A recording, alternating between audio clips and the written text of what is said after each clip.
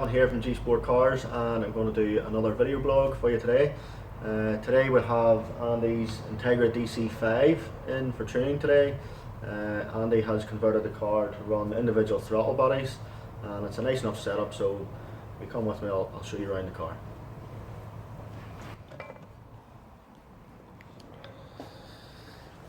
So yeah, we had this car was actually tuned previously in here at Gsport Cars when the previous owner still owned the car, and it was running an RBC inlet manifold, Integra with carbon air box, all the usual bits and bobs, made fairly good horsepower. Andy's since bought the car, done a lot of tidying up and cleaning to it. I think he's poly boosted the chassis as well, and he's now fitted the individual throttle bodies. So it's a nice enough setup. The car came in here, it's running a Honda Kpro, I think Kpro V2 from what I'm told. It came in, and the idle, didn't want the idle, it was idling about 2000 RPM, coughing and spluttering, didn't really like it. The reason being, well, two reasons. One is that it was still trying to run off this map sensor here, which isn't going to work on this car. Anything over 15 to 20% throttle, and the map sensor just reads full atmospheric pressure. It doesn't read any vacuum at all, so it's absolutely no good for tuning or anything like that. So it has to run TPS only. The other reason was the throttle bodies that are true individual throttle bodies and all bolt together separately on this inlet manifold here. So if these throttle bodies aren't perfectly lined up with the butterfly shaft, then the throttle sticks open and doesn't like it, and doesn't like to close, and they're not aligned properly. So I had to take those off, sort of jiggle them about, refit them again to try and get everything lined up nice and straight.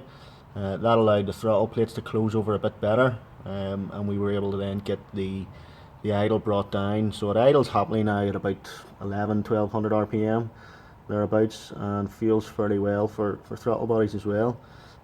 We also had to set up the airflow to each one of the throttle bodies. If anybody's seen the previous video of Tyler's Clio, so you have to use a synchrometer or synchrometer, which basically is just an airflow meter that measures each port. Obviously when the air filter is off, measures the airflow in each port, and you can match them using these small needle valves here.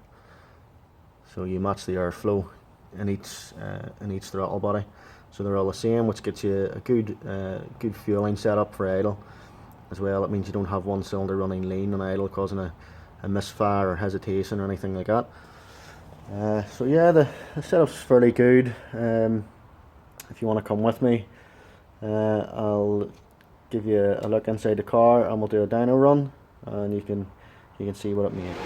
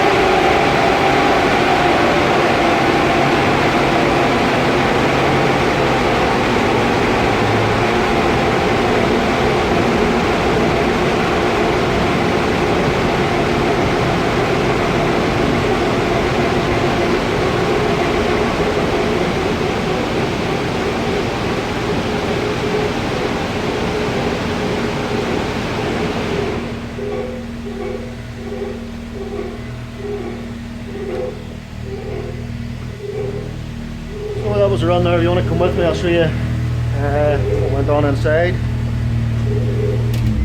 Let's just knock that engine off. And so what we have is we have Andy's car running Kpro system as well. You'll have seen this in the other videos.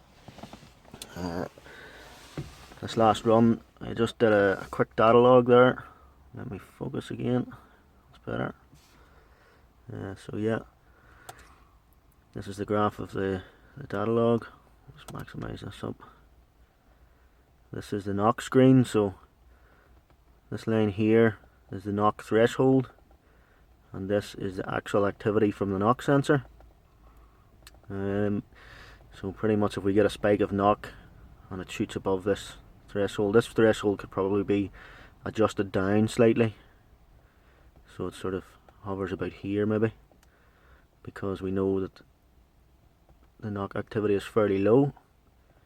So yeah, if it were to spike above here, we would get a knock count and we would know something's not right.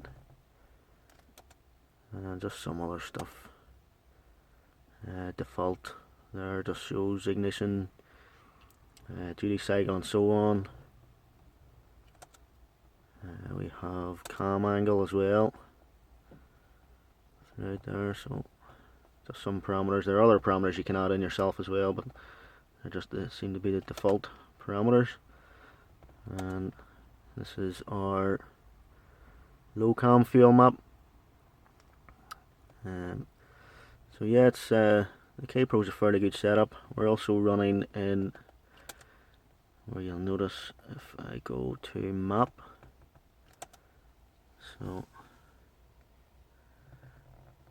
the stock map sensor isn't used, neither is a replacement map sensor.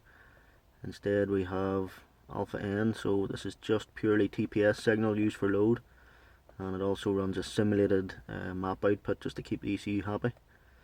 And scaled by atmospheric pressure, just takes into account any changes in atmospheric pressure and applies those to the map signal.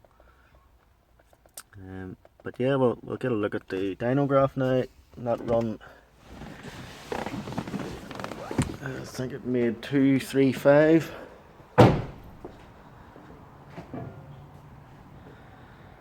So yeah, 235 horsepower. Second, 235 horsepower at the top here, 235.4, and 181.9 foot-pounds of torque. That run was done in load. This previous run at 234 was inertia only. Torque was slightly down because we were spinning the rollers up a bit too fast, and our air-fuel ratio trace here is hovering about the mid-12s, give or take. Between 12 and 13, which is just about right for individual throttle bodies. So guys, thanks for watching the video of Andy's DC5. I'm going to take the car out on a road test now, see how it drives, make sure the throttle response is okay, make sure it's not too jerky, too snappy, anything like that. I spent quite a bit of time on the idle and the light load areas of the map to make sure the fueling was right and the ignition was right, so it gives it good enough drivability. So I'll try and see if I can get a video in the car, maybe out on the road. I don't know how I'm going to do that as yet because I don't have that much equipment, but if I can, I'll add it to the end of the video and you guys will be able to see that coming up next. Thanks for watching. So guys, I've been able to rig up the ropiest looking camera mount for this car because I don't have one at the minute, so I'll have to get one. And you'll have to bear with me because this is the first time I have done a test drive where I have to talk to a camera as well.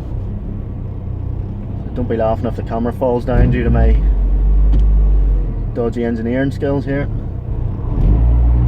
So we're in Andy's car here, we're just taking a quick test drive. The road has just started to get just a little damp here. So first of all, just want to see what throttle response is like, and straight away on and off the throttle seems to be quite smooth, pretty much like factory, which is quite good because I didn't expect it to be just as good as that. Usually with individual throttle bodies, throttle's very jerky on off, and you have to put a wee bit of what I like to call damping into the map, where you may add a bit of fuel or take out some ignition timing around the sort of very light throttle areas. But this seems to be behaving itself fairly well. Our idle is fine. Before we didn't have assisted braking because, as I had said about the throttle bodies, when the throttle is open, I mean anything above sort of 15%, you've got zero vacuum in there, zero vacuum at all. So when I first drove the car into the dyno, I had no assisted brakes. The brake servo didn't work. But now I seem to have assisted brakes, although I'll take it easy anyway because I want to make sure, get a good test drive just to make sure it's behaving itself. It's idling fine. Idles about 1100 RPM. Sometimes the throttle plate doesn't just fully close over. There's a tiny little bit of stickiness to it, and I'm talking it's minute.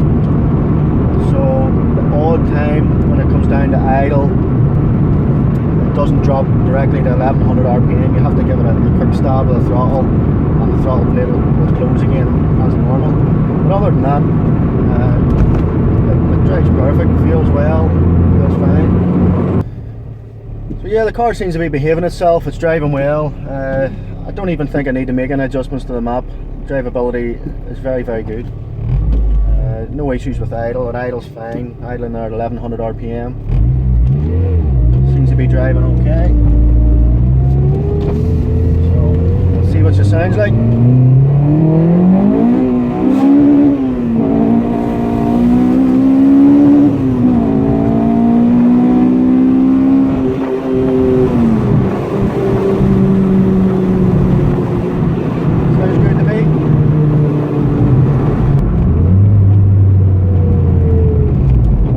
Things about this is